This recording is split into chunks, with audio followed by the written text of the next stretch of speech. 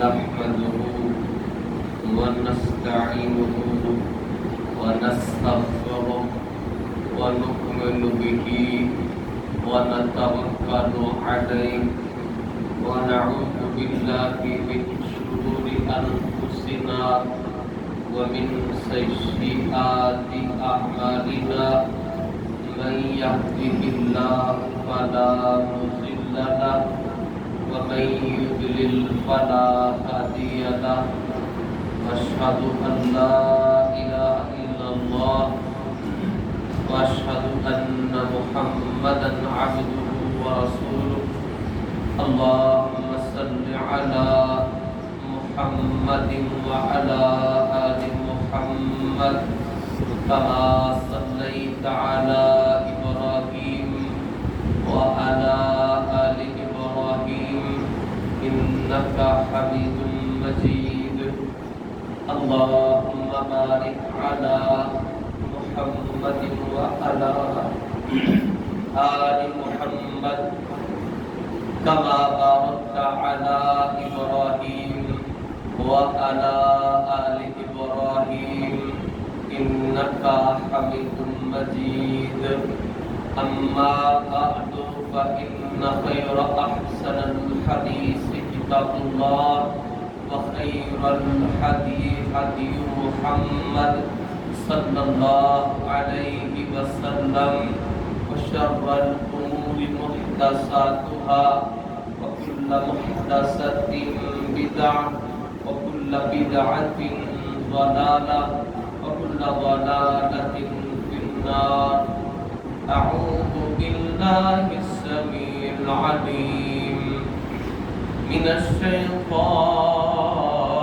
الرجيم قل صدق الله فاتبعوا ملة إبراهيم حنيفا وما كان من المشركين رب اشرح لي صدري ويسر لي أمري واحلل عقدة من لساني يفقهوا قولي رب زدني علما رب زدني علما.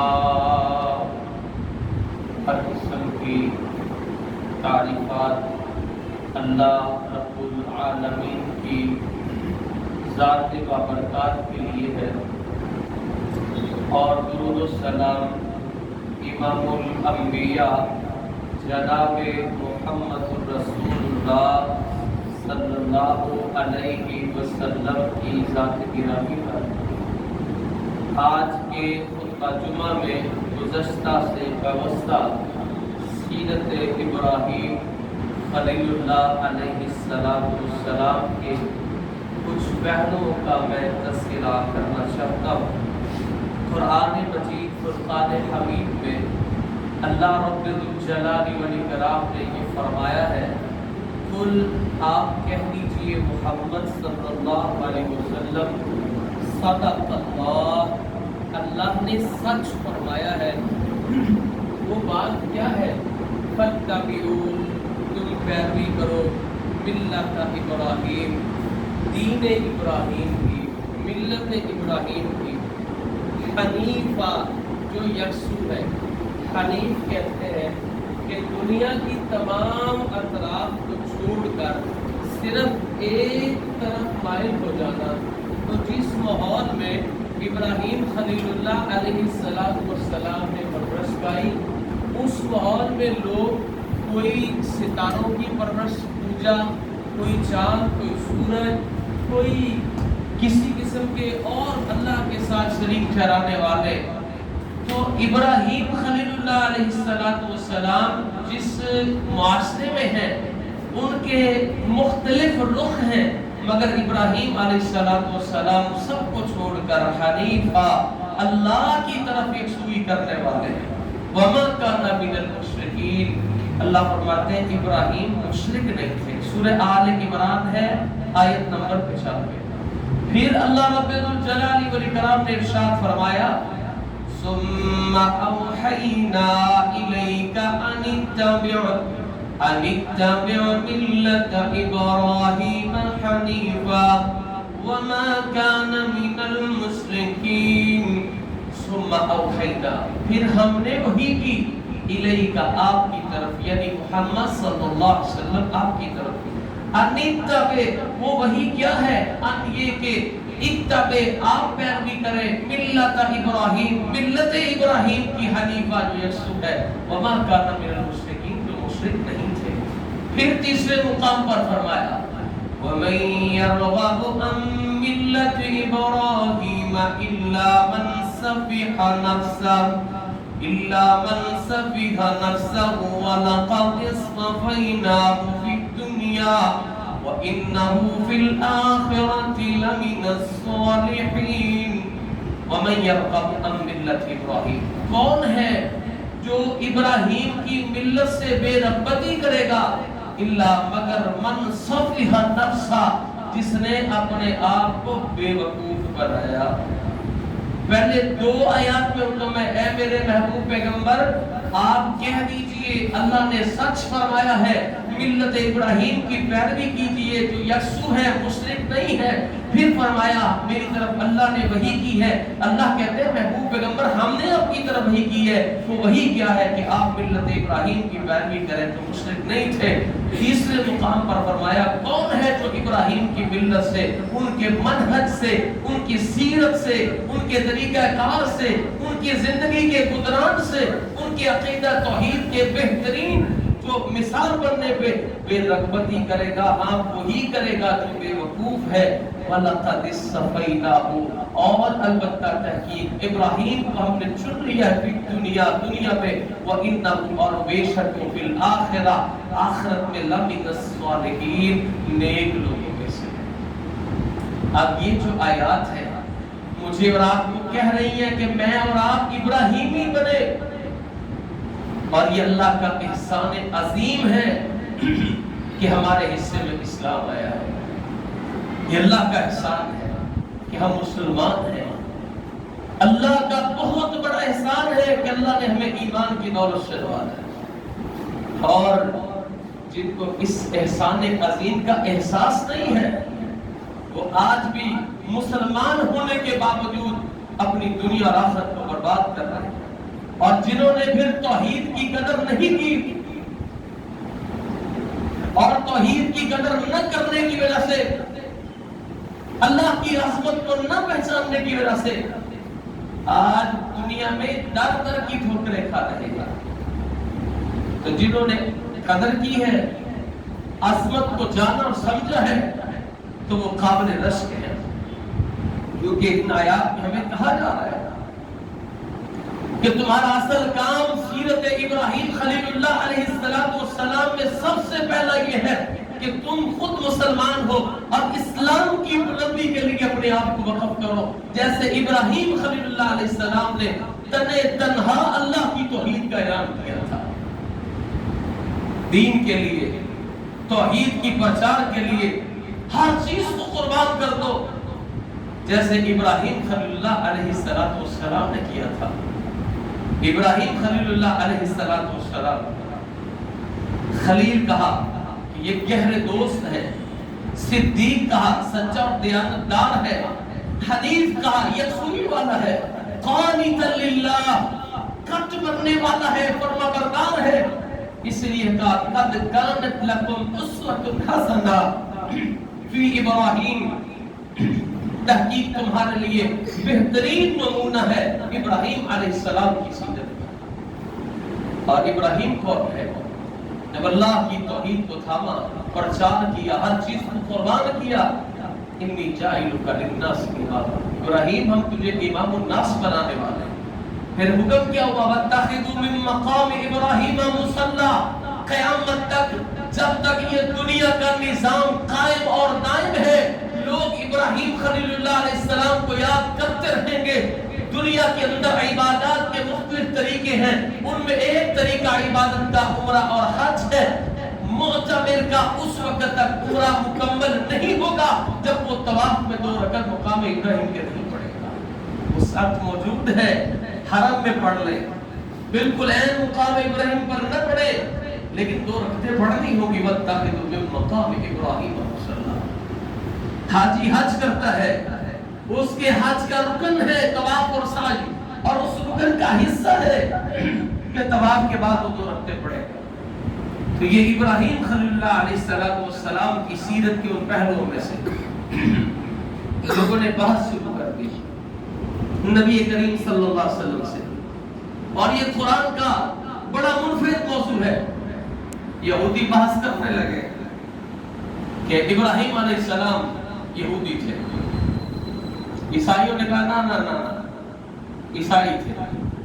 بات چھڑ گئی، کیونکہ بات یہ ہو رہی تھی کہ تم ابراہیم کے دین کو فالو کرو، اور ہم نے نبی صلی اللہ علیہ وسلم کو ملت ابراہیم پر بھیجا ہے، کیونکہ یہ مکہ کے اندر اطراف میں اللہ کے ساتھ لات منات عزا اور حبل کو پکارتے تھے، شریک ٹھہراتے تھے، وَالسُّوَا یغوث اور نصر کی پوجا کرنے والے تھے، اور ان کو یہ سمجھایا جا رہا تھا اگر تم ابراہیمی ہو، واقعی ابراہیمی ہو، تو پھر وہ تو ابراہیم مشرک نہیں تھے۔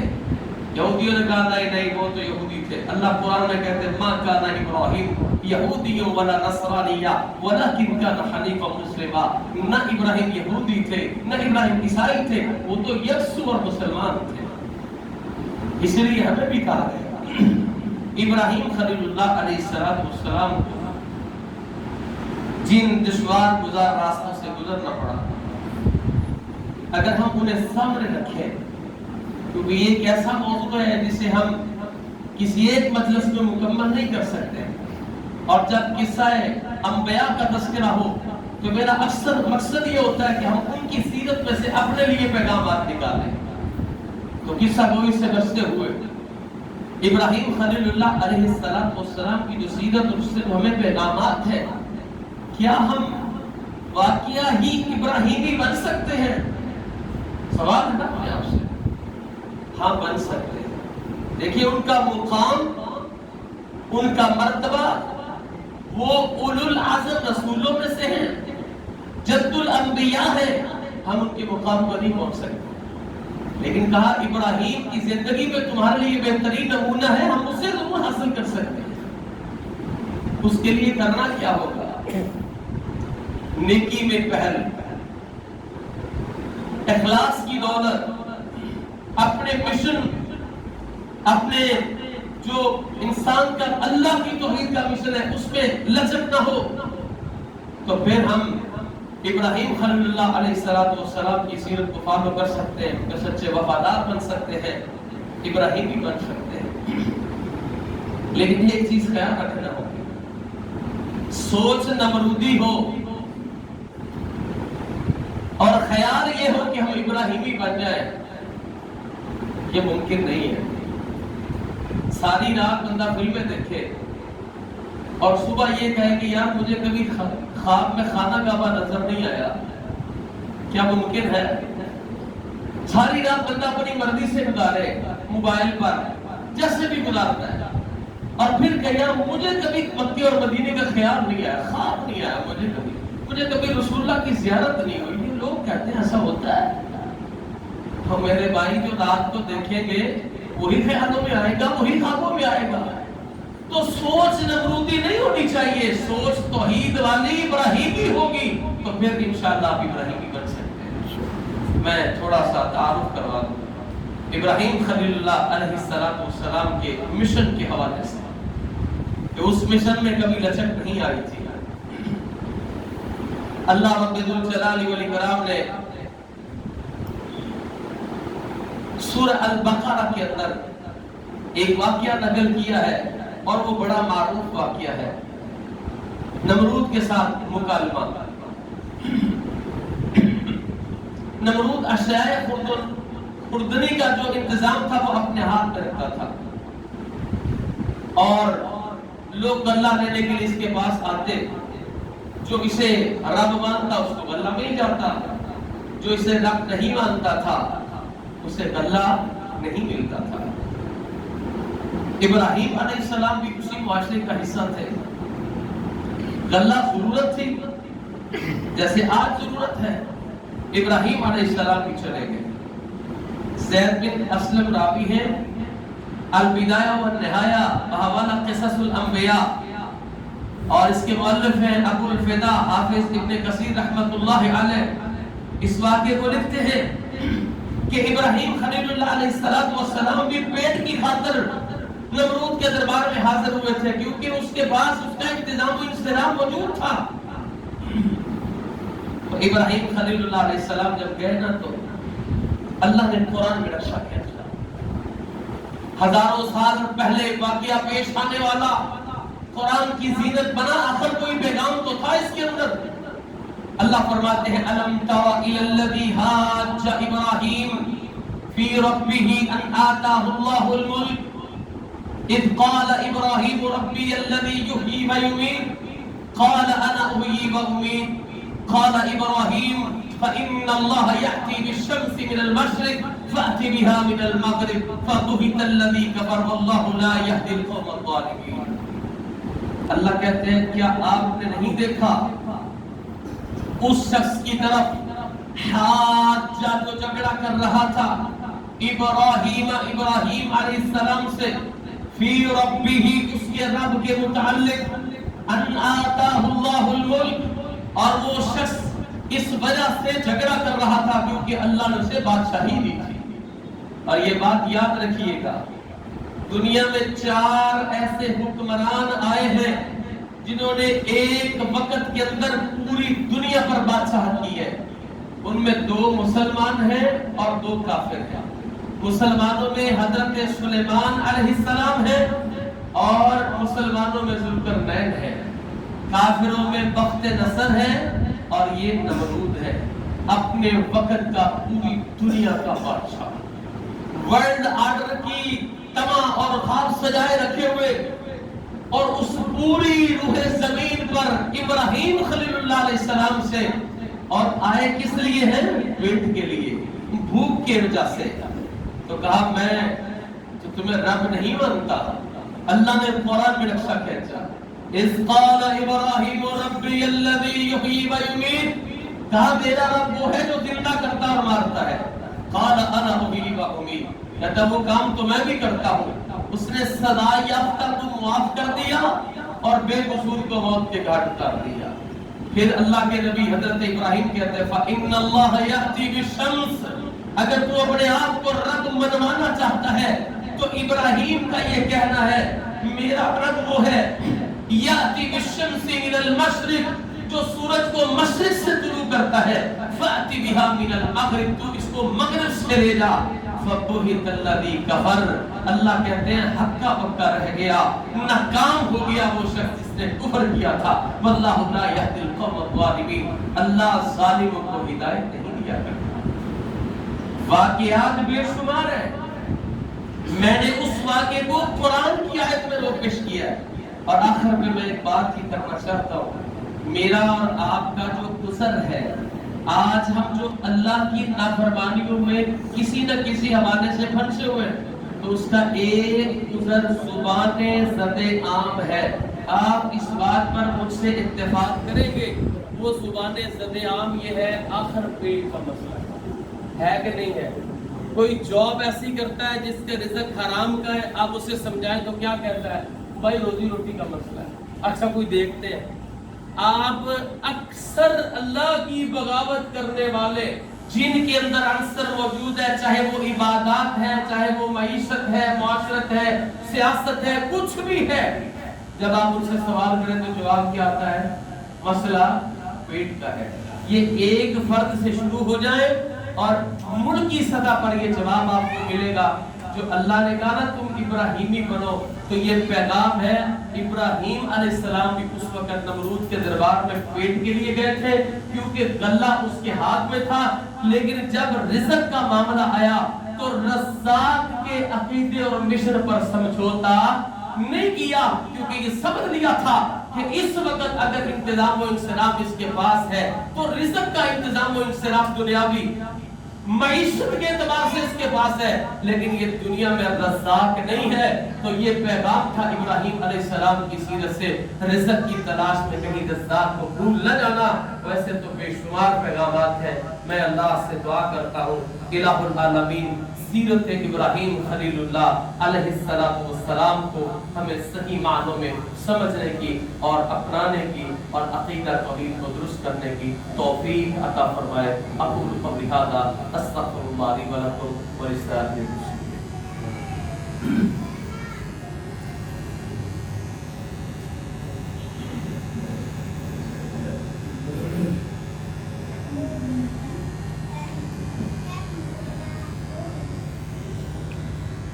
ایک گزارش کرنا چاہتا ہوں. کوئی بھی کام اللہ کی توفیق کے بغیر نہیں ہوتا. میں یہ سمجھتا ہوں کہ اللہ تعالیٰ نے جو یہ ہمیں ذمہ داری دی ہے اس میں ہمارے اوپر دو حق ہیں. ایک حق ہے اللہ رب العالمین کا، جیسا کہ ہم جمعہ پڑھنے اس لیے آئے کہ اللہ کا حکم تھا، پڑھانے اس لیے آئے کہ اللہ کا حکم تھا. ہم نے جو بات کی ہے وہ اللہ کے قرآن کی ہے، نبی صلی اللہ علیہ وسلم کے فرامین کی ہے. یعنی گویا ایک حق ہمارے اوپر اللہ رب العالمین کا، اور وہ ہم اچھی طرح سمجھتے ہیں کہ حق تو یہ ہے کہ حق ادا نہ ہوا، ہم حق ادا نہیں کر سکتے. تو اللہ سے دعا ہے کہ جو ہم کاوشیں کر رہے ہیں یہ ہمارا کوئی کمال نہیں ہے. جو ہم بیان کرتے ہیں، نیکی کرتے ہیں، یقیناً یہ اللہ کی توفیق سے ہے، اسی کا تحفہ، اسی کا ہدیہ، اسی کی عنایت ہے. اور جو کمی اور کوتاہی ہے یقیناً وہ بندہ گناہگار کی طرف سے یہ شیطانی وسوسہ ہے. تو جو اللہ کے حق میں ہم سے کوتاہیاں، غلطیاں، کمیاں ہیں، اللہ وہ اپنے فضل سے ہمیں معاف فرمائے. اور پھر میں یہ سمجھتا ہوں کہ بحیثیت خطیب عوام الناس کا، مقتدیان کا بھی ہم پر حق ہے، لیکن بحیثیت انسان ہم یہ سمجھتے ہیں کہ ہم اس حق کو ادا کرنے سے بھی قاصر ہیں. تو میں آپ سے گزارش کروں گا کہ اللہ تعالیٰ جو ہم اپنے حق کی ادائیگی میں کمیاں کر چکے ہیں اللہ اسے بھی معاف فرمائے. اور میں یہ آپ سے بھی امید رکھتا ہوں کہ انشاءاللہ اس معاملے میں آپ بھی ہم سے درگزر کریں گے. الحمدللہ ہم نے رمضان میں دعائیں کی، الحمدللہ آپ نے آمین کہا. تو اسی سلسلہ میں آج میری حج پر روانگی ہے. تو میں آپ سے دعا کی درخواست کرتا ہوں کہ اللہ تعالیٰ ہمارے لیے یہ معاملہ آسان فرمائے. انشاءاللہ آپ میری دعاؤں میں رہیں گے. اور میں پھر سے یہ گزارش کروں گا کہ اللہ رب العالمین بھی ہمارے حق کے حوالے سے درگزر فرمائے. اور میں آپ سے بھی یہی امید رکھتا ہوں کہ جو آپ کے حق ہم پر ہیں وہ بھی اس سے آپ درگزر فرمائیں گے. ان الحمدللہ نحمدہ ونستعینہ ونستغفرہ ونؤمن بہ ونتوکل علیہ ونعوذ باللہ من شرور انفسنا ومن سیئات اعمالنا من يهده الله فلا مضل له ومن يضلل فلا هادي له واشهد ان لا اله الا الله واشهد ان محمدا عبده ورسوله. اللهم صل على محمد وعلى ال محمد كما صليت على ابراهيم وعلى ال ابراهيم انك حميد مجيد. اللهم بارك على محمد وعلى ال محمد كما باركت على ابراهيم وعلى ال ابراهيم انك حميد مجيد. اما بعد فان خير الحديث كتاب الله وخير الهدي هدي محمد صلى الله عليه وسلم وشر الامور محدثاتها وكل محدثة بدعة وكل بدعة ضلالة وكل ضلالة في النار. سبحان ربك رب العزة عما يصفون وسلام على المرسلين والحمد لله.